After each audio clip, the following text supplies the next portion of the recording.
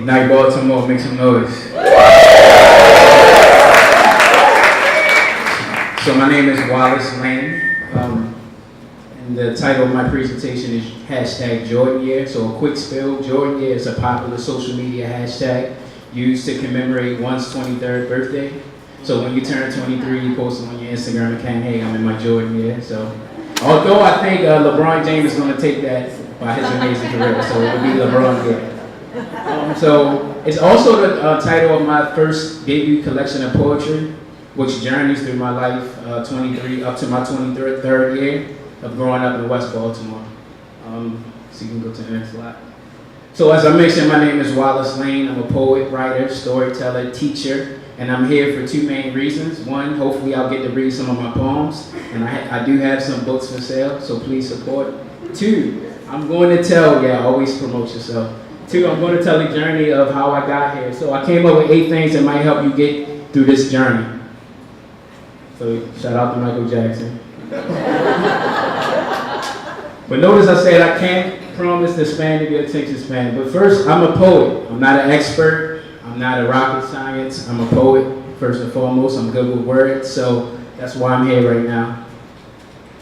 That's number 1. Number 2, notice I had Baltimore versus everybody. I'm from West Baltimore, Park Heights and Belvedere to be exact. Baltimore is somewhere I love. This is somewhere I'll stay. And this is somewhere I'll plan on building up. Shout out to Baltimore. Number 3, this is DJ Khaled. I have good energy. I need your energy at all times. At all times. DJ Khaled does a lot of crazy things, but he has excellent energy. Number 3, we can have a standing ovation in here. It's okay to have a standing ovation, even if you're the only one. So don't be afraid.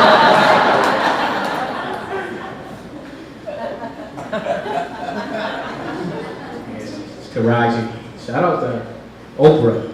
And it's okay to cry. So we want to create a community where if you have to cry, you gotta let something out, please cry.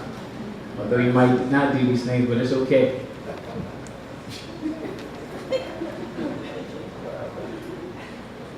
This is my favorite episode of Martin right here. I grew up in the 90s. If you have to shout, please shout. We'll create a walkway right here for you to shout. Love Martin. This is something we do at HBCUs. We call it swag surfing. So when the song comes on, you grab the person next to you and you swing left to right, side to side. We call it swag surfing. Last thing to remember in this journey, nobody knows what they want to be in their early 20s, and that's where I found myself in my Jordan year. Unless you're Tupac Shakur, Tupac was a genius. He died at 25, but I hope these tips help you guys out.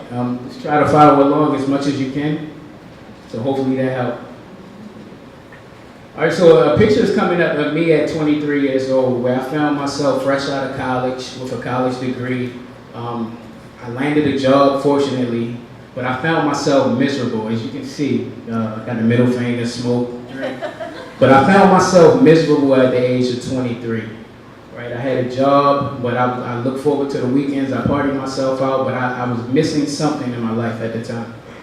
So I was working at Good Shepherd Center, which is a juvenile facility, but I just felt myself so miserable there. The things I saw with the kids and how they were treated in the system, it was just something that it didn't sit right with me. And I found myself just wanting to find more. So I met this guy named D. Watkins. Anybody know D. Watkins? D. Watkins is like my big brother, and he really encouraged me to apply for the MFA program at the University of Baltimore, which I just graduated. So this is a collection of poetry that I came out with within 6 months or so of just meeting D. Watkins, because his passion was infectious. And also at the time I had a son. Shout out to my son, which is my heart. So I really just found myself having this narrative where, I'm from the city and I mentor these kids at the juvenile facility, and I just didn't know. I had to put this stuff together, right? And this is a famous meme. This one like top meme in 2017. But I had to put my story together, right? And my story led me to this book, which I have for sale. If you would like to check it out. led me to this book, just writing my 23 years of life.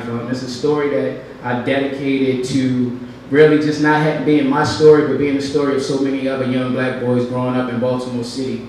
And that's how I got here. So it's a book that deals with racial disparities. And I wish I had time to perform a poem, but the slides are moving so fast. But it deals with racial disparities. It also deals with like community issues. It also deals with the generational divide and the generational curses that we deal with living in a black community. So, like I said, I do have a book for sale. If you would like to support, I'll be right here. But thank you.